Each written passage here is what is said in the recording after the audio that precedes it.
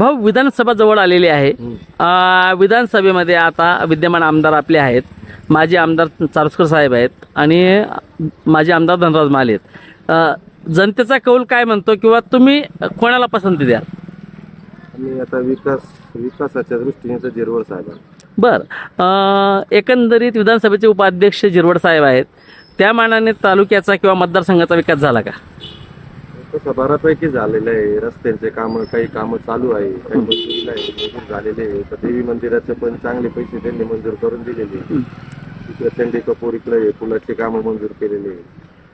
बरं, आपल्या तालुक्यामध्ये तरुणांसाठी काही रोजगार संधी उपलब्ध झाली का? तरुणांसाठी तर नाही काही रोजगार अजून उपलब्ध, हां, पण तो केला पाहिजे साहेब. जिरवड साहेब अचानक अजितदादा पवारकडे गेलेत, त्या गटात सामील झाले. विधानसभेच्या पार्श्वभूमीवरती शरदचंद्र पवार साहेब आहेत, त्यांच्याकडे येतील का? काय वाटतं? शक्यता तर नाही वाटत. महायुती शेवटी महायुती आहे. विकासाच्या दृष्टीने साहेबांनी जे उचललेलं पाऊल आहे ते योग्यच असावं. दादांचा पण विकास करण्याचा जो, म्हणजे दादा जे आहे जे बोलले ते करतात, दादांच्या बरोबरच असतील. बरं झालं ते. एकंदरीत महाविकास आघाडीचा कौल राहील का महायुतीचा राहील? तसं बघितलं तर खासदार साहेब आता महाविकास आघाडीचे निवडून आलेले, त्यामुळं बऱ्यापैकी फरक पडू शकतो.